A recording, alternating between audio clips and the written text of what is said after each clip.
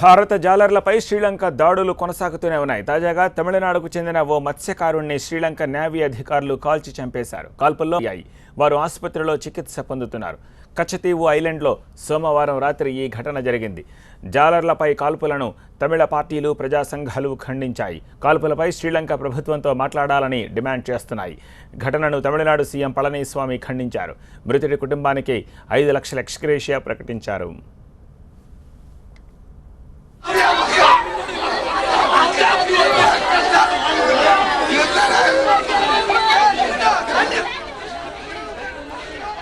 గత శుక్రవారం రామేశ్వరం నుంచి 500 బోట్లలో చేపల వేటకు వెళ్లారు జాలర్లు. ధనుష్కోటి, కచ్చతీవు దీవుల మధ్య చేపలను పట్టారు. అయితే అటుగా వచ్చిన లంక నేవీ సిబ్బంది మత్స్యకారులపై కాల్పులు జరిపారు.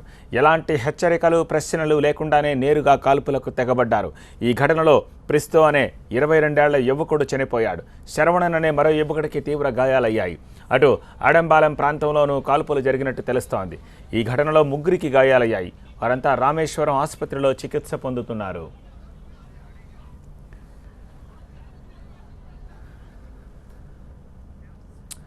ఈ ఘటనపై స్థానిక పోలీస్ స్టేషన్లో ఫిర్యాదు చేశారు జాలర్లు. ఇప్పుడే కాదు, చాలా కాలంగా తమిళ జాలర్లపై దాడులు, అరెస్టులు కొనసాగుతున్నాయి. దీంతో తమకు రక్షణ కల్పించాలంటూ రామేశ్వరంలో మత్స్యకారులు ఆందోళనకు దిగారు.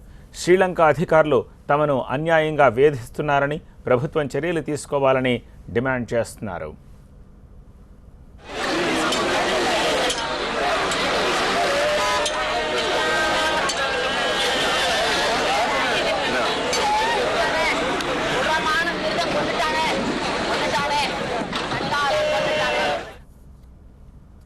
కాల్పుల ఘటనపై లంక ప్రధానితో భారత అధికారులు మాట్లాడారు. అయితే అక్కడి నుంచి నిర్లక్ష్యపు సమాధానం వచ్చింది.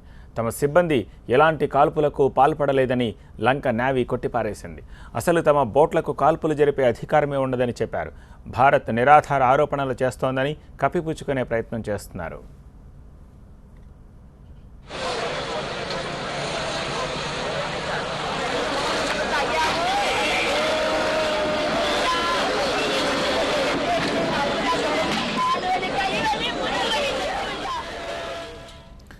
సముద్ర జలాల్లో తమకు రక్షణ కల్పించాలని ఇటు రాష్ట్ర ప్రభుత్వం, అటు కేంద్ర ప్రభుత్వానికి ఎన్నోసార్లు మొరపెట్టుకున్నారు జాలర్లు. అయినా ఎలాంటి ఫలితం లేదు.